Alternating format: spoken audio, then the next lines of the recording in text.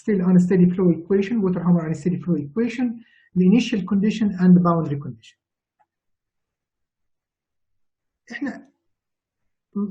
Last part we have mentioned that all interior point we have succeeded in finding out the P and V or Q and H for all the node the interior point.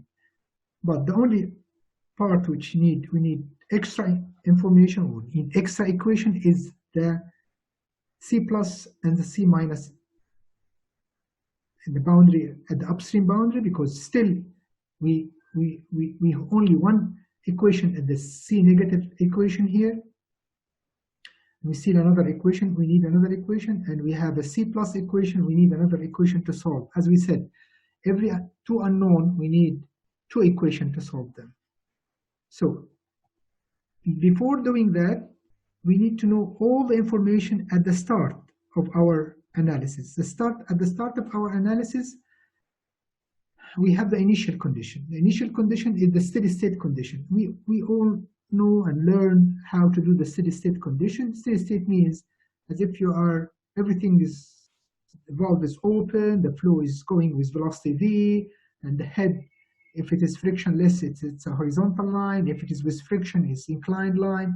Everything here can be done through equation like that. If I have upstream reservoir, downstream reservoir, and the pipe has a length, diameter, and friction, we can calculate H upstream equal to H downstream plus all the losses, minor losses and major losses.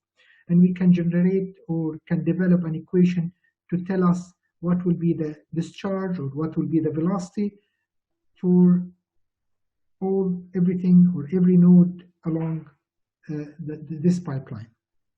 Again, we can have on the upstream condition, the reservoir has a constant head level, which we can call it H1 at pipe number 1. We call it HU, upstream reservoir. And also at the downstream reservoir, we can develop another equation which is called Hn plus 1 at the last node here, Hn plus 1, plus the Kv, all the losses along the velocity, the valve here, Kv, K sub V, Q square على 2GAV square. We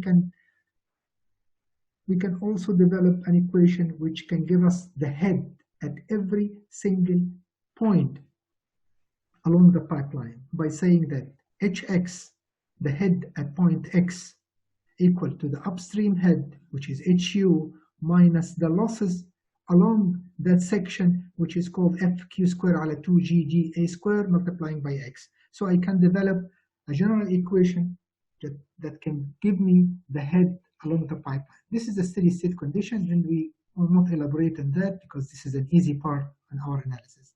Boundary condition. The right boundary condition, either V or H will be known.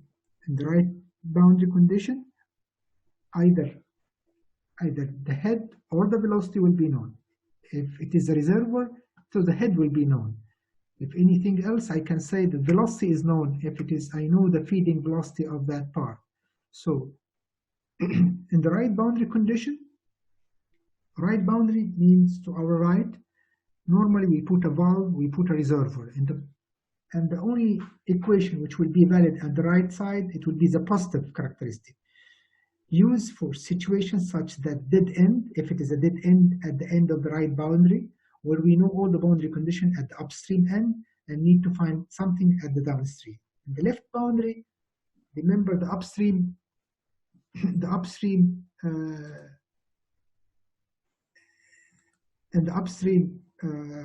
tank, in the left boundary, there is an upstream tank, and we know the head.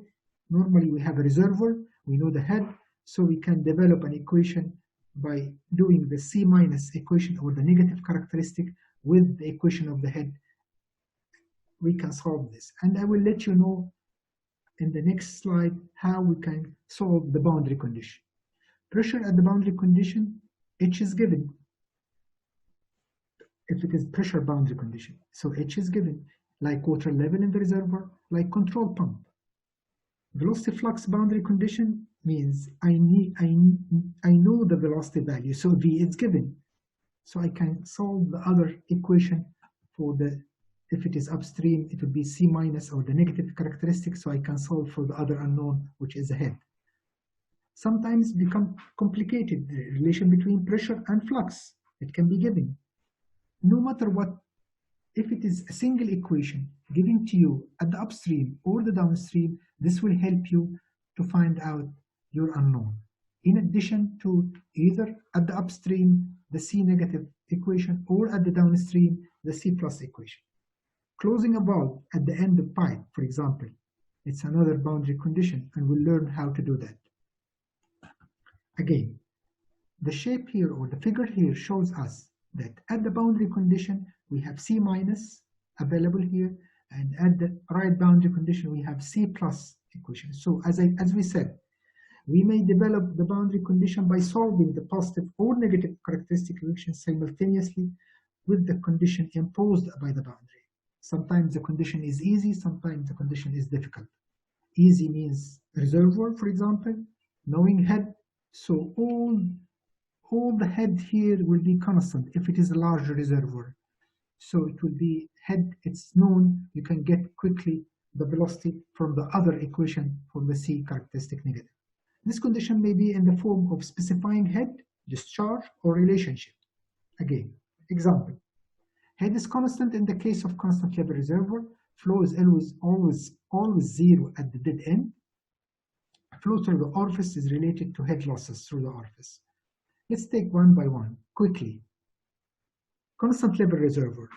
In this case, it's assumed that the water level in the reservoir remain the same. It's not changing with time. This is true for a larger reservoir. So if you have a larger reservoir, the level is constant and it is not changing with time. If you have a small reservoir, so level can go up and down, you cannot use this. You have to submit the equation which satisfy that condition. So only H equal H reservoir for upstream, P means unknown at point P, I means at pipe, ice pipe, and 1 means the first section at the pipe. So P is the unknown, I is the number of the pipe, number 1 means the first section. You will put HR upstream. HR is the elevation. At the upstream condition, you will put for the negative characteristic, you put the HR here, you will solve it. It's 1, you can make this by your hand. It's a very quick and direct. So this is the shape which you have. You'll have C minus always, H reservoir is constant. This is the equation which you're going to use. Constant level downstream reservoir. If I have downstream reservoir, which I have P, I means the pipe number I, N plus 1 means the last section at the pipe I, HRD means the reservoir at the downstream. So I can use the positive characteristic. This is the positive characteristic. I'm going to apply HRD here instead of HP. I'm going to solve this for Q. It's a 1 equation. You can solve it by hand. It is not a computer. You don't have to use computer here. This is direct calculation. Again, if it is dead end means sometimes when you have a network and you have a street which has a closed street, so it's a dead end. Dead ends means the flow is 0 at that point. At the dead end, located at the end of the pipe I, so means it's P, it's unknown, I, this is pipe number I, N plus 1 means the last section at that pipe, so you put Q equals 0. You don't have flow there, so Q equals 0 or V equals 0, it's the same. At the last node, N plus 1 for the pipe I, we have positive characteristics. This is a positive characteristic here. Equation QPI equals CPI equal minus CA multiplied by HP. You put cube equals 0, you will find H. Again, it's a straightforward. You see how nice that? You only need another equation in addition to the characteristic equation. The characteristic is this one, which is an inclined line here. This is called the characteristic line. I need another information here to solve. Why I need another information? Because I have 2 unknown, Q and H. Again, downstream valve. In the downstream valve, now remember, we have lecture about valve We have a lot of lectures about valve. Now, this is the time you can get your memory back. Downstream valve in the previous boundaries, either the head or discharge was specified. However, for the valve, we specified relationship between the head losses. Why? Because there is an equation for the valve here. This is an orifice equation, if you can remember the orifice, denoting steady state condition value by subscript 0. So anything has a subscript 0 means steady state condition. This is the orifice equation. Q naught means it's at the steady state condition. CD is coefficient of discharge multiplying by the area of the valve at 0 naught, square root of 2G H naught. This is a steady state condition. What about at any time?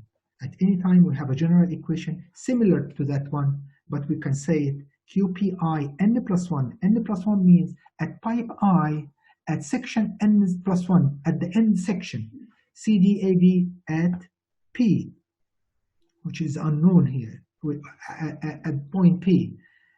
So it means at the time CD multiplying by AV, we will get the value of the valve closure at time T, which is at the time where I calculate point P here. So it means that this is an information I need to complete. Square root of 2G HP here. So now this is the equation. In addition to the C plus equation, I'm going to solve this with the C plus equation. Before I solve this, I'm going to arrange that. QP, I'm going to divide the first equation over the second equation. Okay? So when I divide them together, I will have that equation QPI n plus 1, so Q naught tau. Tau here means CDAV at point P divided by CDAV at steady state condition. P means at the time at delta T, the condition of the valve closure, the opening of the valve closure, of the coefficient of discharge multiplying by the area of valve at that time over the CDAV. As a result here, you can notice that we need to know the valve characteristic. We need to know the way the valve closure. This is the exercise which you're going to have at the end of this, at your research project. You need to know how this valve will be closed. So this is where I'm going to introduce the positive characteristic equation with this equation together. We can solve them and find a second order equation, linear equation, second degree linear equation. We can solve them and get the value of QP, which is 1/2 minus CV square root of CV square multiplied by 4 CP CV. Remember that this is a plus or minus there, but we're going to take the plus equation normal always for that part.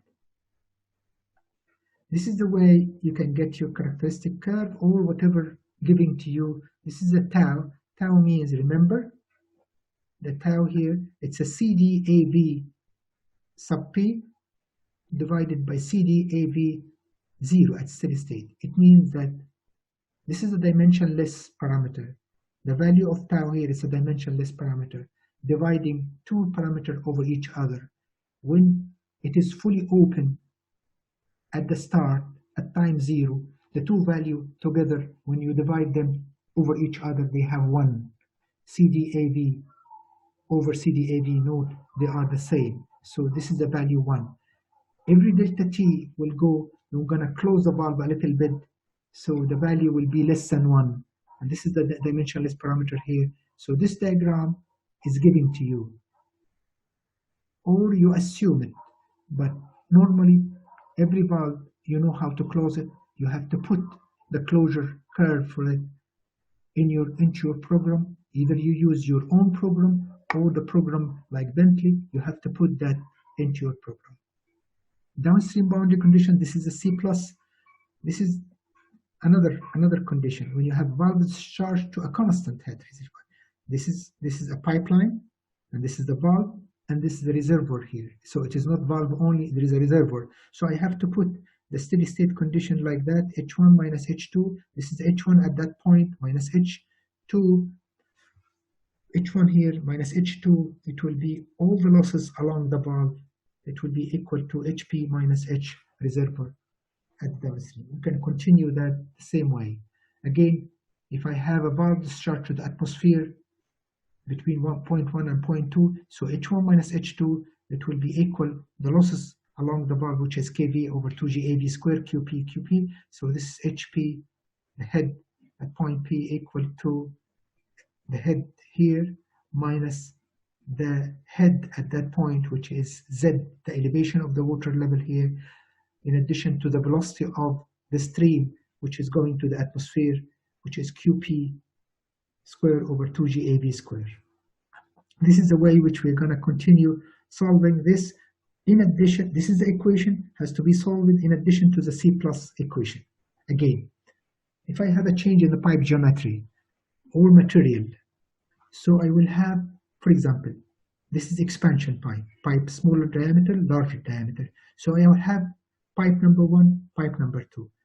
This is node number I minus 1, and this is node I. And this is node I plus 1, this is node I plus 2.